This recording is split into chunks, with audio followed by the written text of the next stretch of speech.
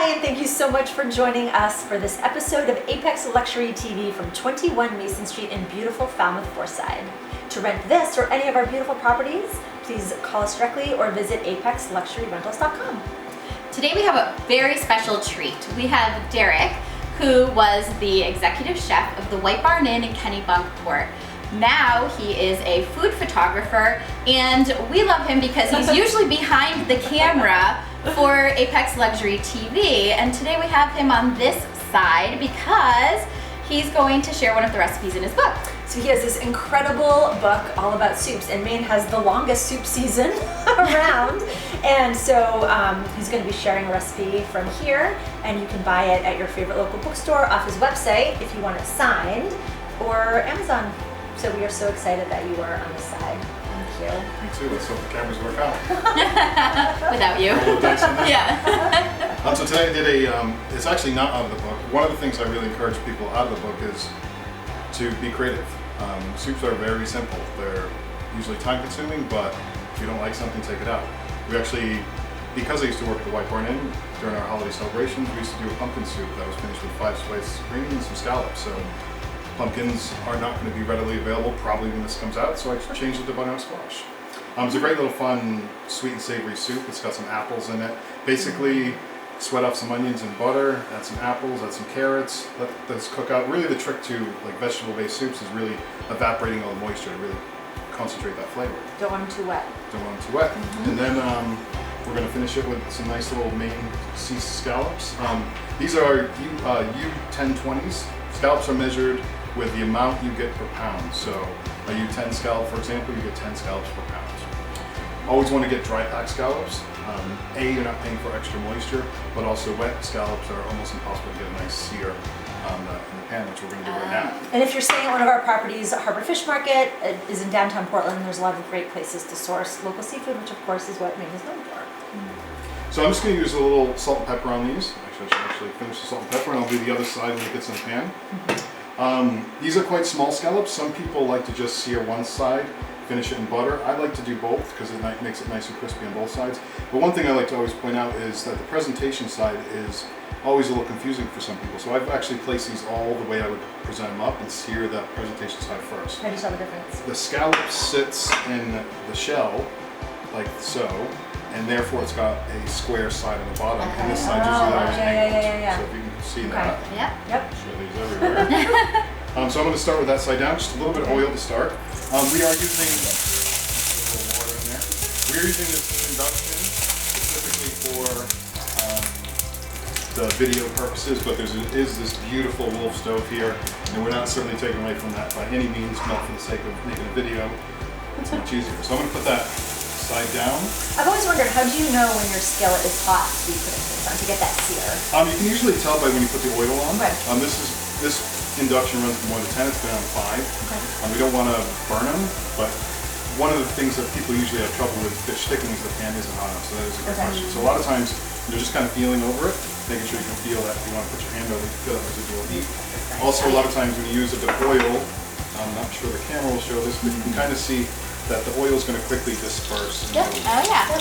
So that heat is taking it down. So these guys are going down to here.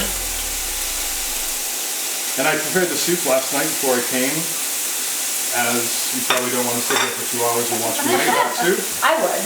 Right. But all the recipes are available in this little ginormous encyclopedia of soup books that I did. This is a legit Bible of soup. I highly recommend adding it to your library. Beautiful. So we're just going to sear these until they get nice and golden brown. So people who might be afraid to use their fingers, what do you like for a tool?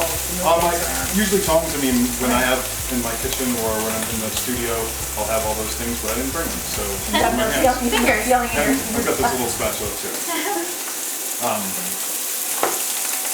So you can start to see a little bit of color going through here, but if you're ever unsure, just kind of turn them over. So that means a little bit more on it. Just going to turn this up just a little bit. Okay.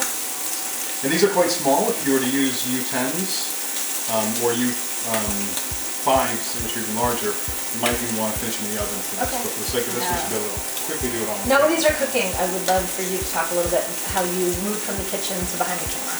Oh, absolutely.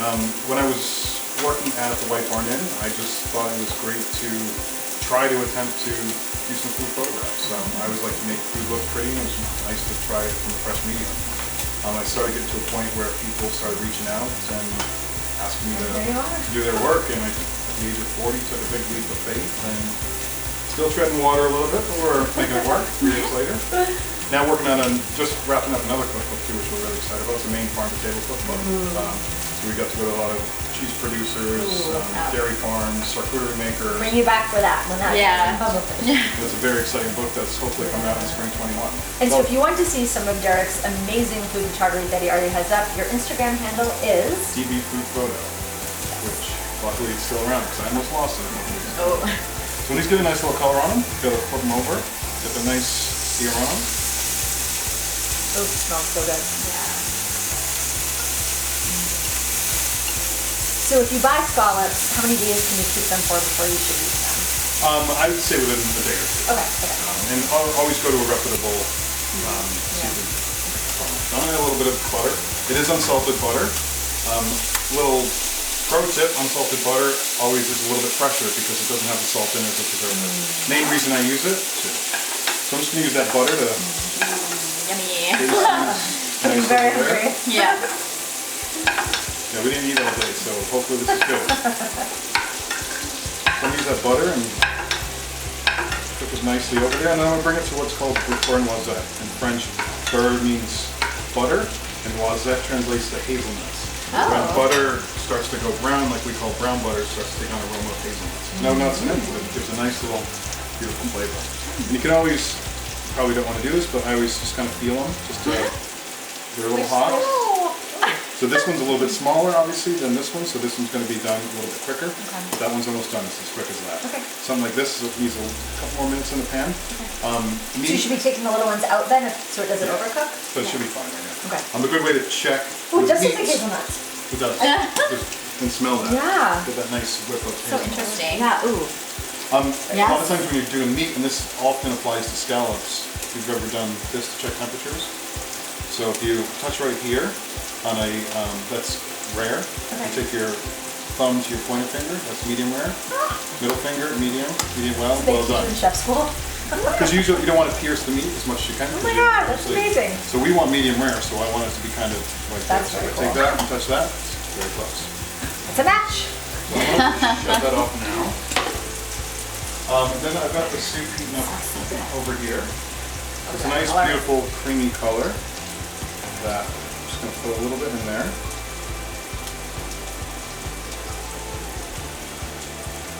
There's obviously more for later, so don't worry. And I'm going to put, with a spoon, a couple of nice small scallops in the pan. So you could alter this, whether it's an appetizer or an entree, how many scallops you put in? How many you want? You could Yeah. change it to lobster. You could use, you could use steak. You can meat. That's why what's really so much fun about soups is they can be, not many ingredients are in the actual soup that will change its consistency. So. Well, thanks for giving us permission Oh my to gosh. do that, because I think a lot of people probably get a little And intimidated that's what I by really encourage about the book is I've done a lot of, there's 300 soups in there, over 500 recipes with garnish, but I really encourage people to, if you like this or you don't, I mean, a lot of recipes, a lot of pastry recipes, there's a recipe in there for a certain quantity for a certain reason. It doesn't work if you don't. Soup, you've got a puree basically. So. controlled chaos. I love it. So we're gonna do, I love a little wet and wet in my soup, so I've got a little 5-spice cream. What I also like about this too is a hot and cold. So when you've got some nice cold whipped cream. 5-spice is a mixture of 5 different spices. What spices? I knew you were gonna ask that. There it. Cinnamon, Szechuan peppercorns, cloves. And we'll have that in the description below. Yeah. I actually took a picture of it and put it on my phone, so I knew you were gonna ask that. But this is gonna melt nicely into the soup. You're being so hard judged, right? It's gonna melt nicely into the soup and then give you a nice little hot and cold. And I took some nice pumpkin seeds, roasted them off, a Nice. little butter and some salt and pepper, and Oh my gosh, this looks Oh, this looks amazing. gorgeous. Gorgeous. So exciting. Okay, you keep thinking what those other two ingredients are, Derek. I'm gonna pull my Pull it up. Love wizard right rusty, now. trusty. We're gonna, I'm just nervous. we make people very nervous. Fennel and star, cinnamon, cloves, fennel, star, and Szechuan peppercorns. Done. So it's pretty close. Okay, let's get a So bite let of me know what you everything. think. enjoy that nice hot and cold.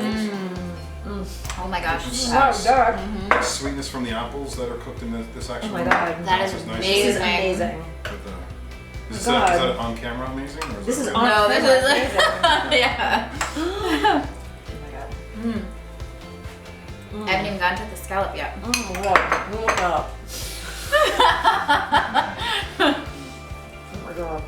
Just a messy eater, I guess. So. And the whipped cream is just melting into it. So good. This is unbelievable. You don't have to keep watching this eat. No, thank you so much. His beautiful soup cookbook.